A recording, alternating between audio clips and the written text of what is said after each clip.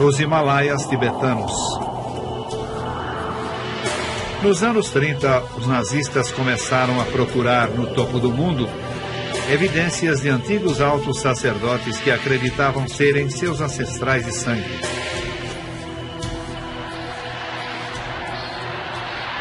A crença nazista nesses ancestrais viria a formar a base da nova religião da Alemanha, uma religião tendo Adolf Hitler como sumo sacerdote. Inspirando a cruzada maligna de Hitler, havia uma crença que dizia que o sangue puro ariano estava sendo contaminado pelas chamadas raças inferiores, e uma vez livre desses elementos estranhos, a nova raça dos super-homens arianos dominaria o mundo. Essa foi a interpretação nazista das antigas lendas e conhecimentos ocultos datados de milhares de anos.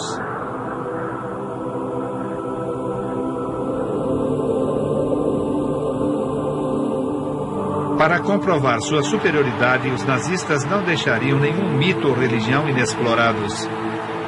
Na verdade, tomariam emprestado de qualquer crença aquilo que se adaptasse à causa ariana.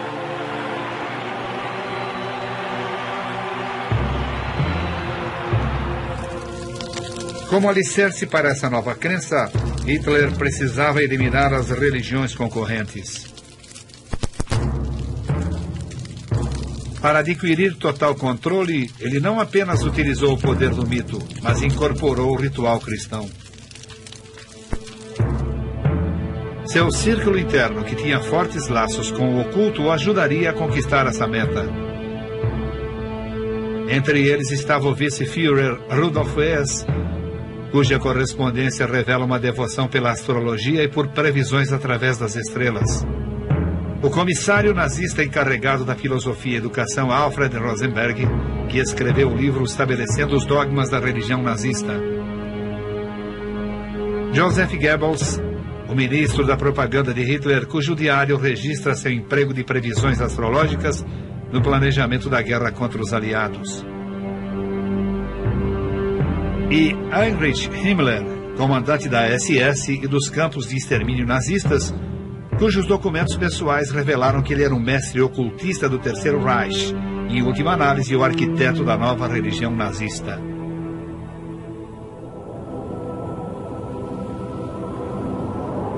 Na base dessa nova religião, havia uma antiga lenda oculta que conta a história de um continente em algum lugar do Atlântico Norte. Ali teria existido uma raça de super-seres que caíram em desgraça, vítimas das maldades e dos vícios.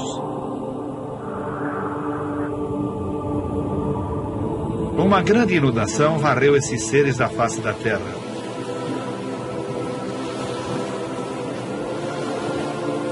Mas antes que todos fossem destruídos, alguns sacerdotes escaparam de barco, indo parar na Índia e nos altos picos do Tibete. Esses sacerdotes sobreviventes, que segundo os místicos pertenciam à raça original dos homens-deuses arianos, seriam os ancestrais de todos os povos indianos e europeus. A terra chamava-se Atlântida.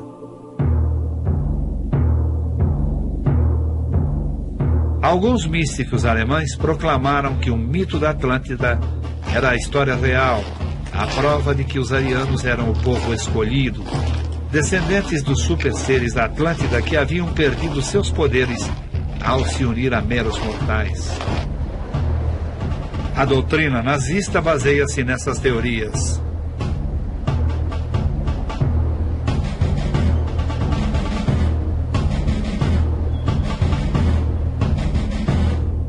O Reichsführer SS Heinrich Himmler, um nacionalista extremado, outorgou-se a missão de provar que os povos germânicos eram descendentes da raça-mãe da Atlântida. Os nacionalistas, particularmente aqueles que acreditavam na superioridade da raça ariana, sempre alimentaram a ideia de uma ilha desaparecida, escondida do mundo, algum tipo de utopia. Himmler talvez tenha imaginado que ficasse no Tibete e que essa raça-mãe, a raça-mãe Atlante, como Himmler gostava de chamá-la, talvez estivesse nas montanhas tibetanas. Os descendentes ainda estariam vivos. Himmler acreditava que a lenda oculta da Atlântida era verdadeira, que os míticos superseres da Atlântida teriam viajado do Tibete para o norte da Europa e que seus descendentes formaram as raças nórdicas ou arianas.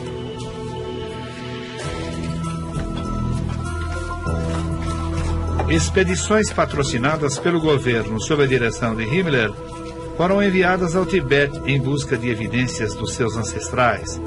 Para documentar esse processo, pesquisadores nazistas realizaram um filme. Em 1946, durante o interrogatório pós-guerra conduzido pelo Exército dos Estados Unidos, o cientista da SS que liderou uma das expedições ao Tibete descreveu seu primeiro encontro com Himmler. Ele disse: Himmler mencionou sua crença de que a raça nórdica não era fruto da evolução, mas que teria descido diretamente dos céus para o continente atlântico e que antigos imigrantes da Atlântida fundaram uma grande civilização na Ásia Central.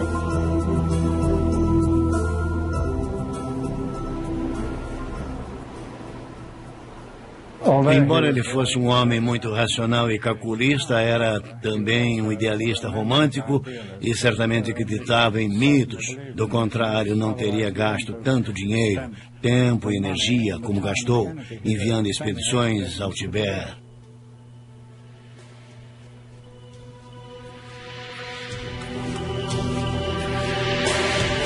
No Tibete, aldeias foram sujeitas a inspeções rigorosas pelos pesquisadores nazistas, buscando encontrar o que chamavam traços físicos arianos.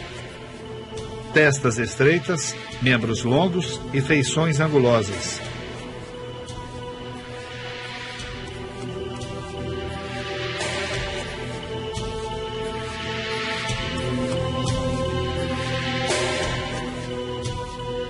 Isso naturalmente foi apressado quando a guerra começou, porque naquele momento eles já eram capazes de realizar experimentos ainda um tanto inocentes em seres vivos. Estou me referindo às medições de fio das pessoas, por exemplo.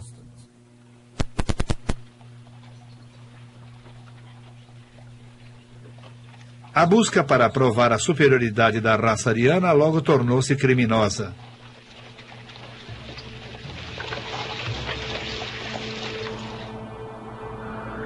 Os nazistas começaram a matar pessoas e usar seus corpos em experimentos.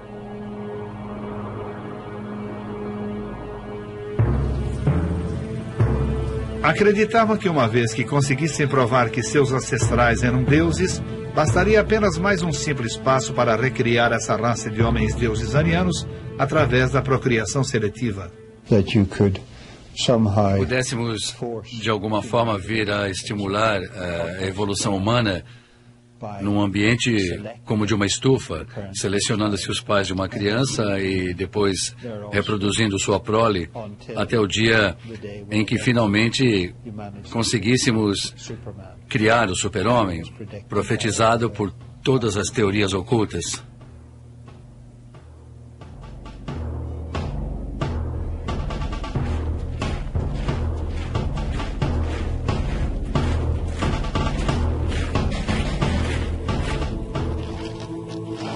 Hitler proclamou: a humanidade ascende mais um degrau a cada 700 anos e a meta final é a vinda dos filhos de Deus. Todas as forças criativas se concentrarão numa nova espécie. Será infinitamente superior ao homem moderno.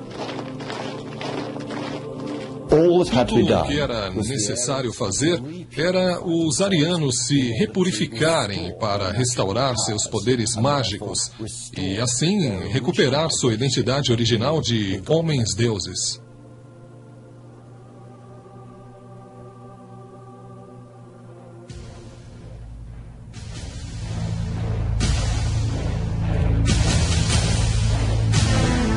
A nata reprodutora pertencia à SS de Himmler. Ele recrutava apenas os mais fortes, os mais bem condicionados, e o que considerava ser o jovem mais bonito. Alto, loiro, de olhos azuis. Esses futuros guerreiros tinham de ser bem educados e de famílias de linhagem ariana pura. Os SS eram, em geral, altos, guerreiros, bem constituídos. Himmler, na verdade, criou um decreto em que determinava que os SS tinham de ter 1,75 m de altura. Himmler tinha 1,75 m de altura. Além do tamanho, tinham de ser de puro sangue. Quanto aos oficiais, estes tinham de comprovar a descendência germânica pura, sem mistura, desde 1750.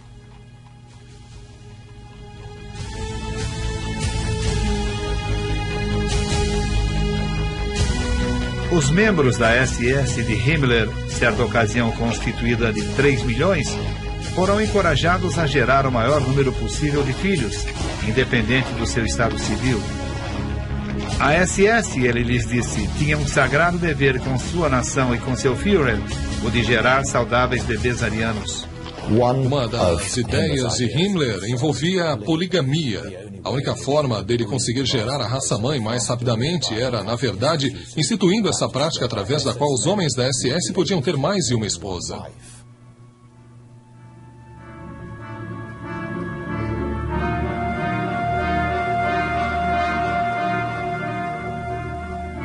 Em 1935, Himmler criou o programa SS Lebensborn, que significa Fonte da Vida. O programa objetivava facilitar o nascimento, os cuidados e a criação do maior número possível de bebês arianos puros. O programa de Himmler foi documentado com as próprias imagens de bebês Lebensborn.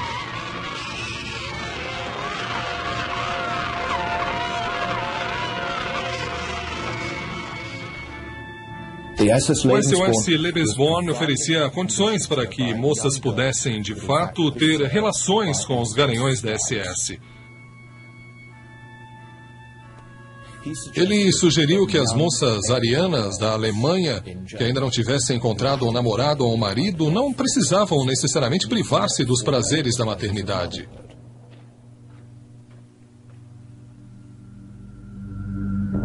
De acordo com a doutrina Lebensborn, uma criança ilegítima não era nenhuma desgraça, desde que a mãe fosse geneticamente apta.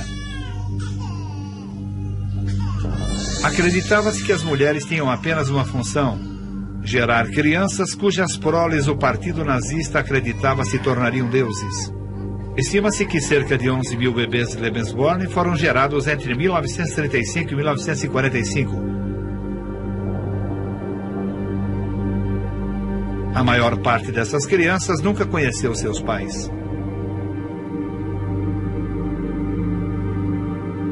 O jornal semanário da SS declarou: somente quando o número de berços constantemente exceder o número de féretros, poderemos antecipar com júbilo um futuro melhor.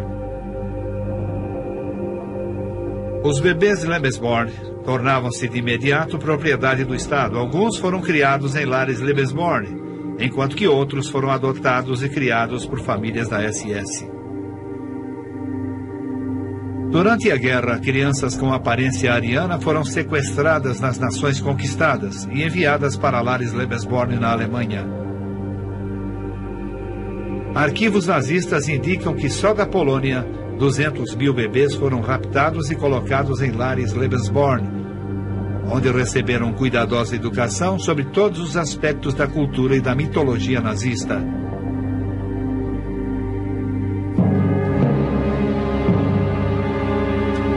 Muito antes de Hitler assumir o poder, essas crenças já floresciam num cenário que tinha racismo como pano de fundo. Havia, na virada do século, muitas organizações na Alemanha e na Áustria que combinavam ideologia racista com práticas ocultas. Mas suas ideias tornaram-se populares apenas ao final da Primeira Guerra Mundial.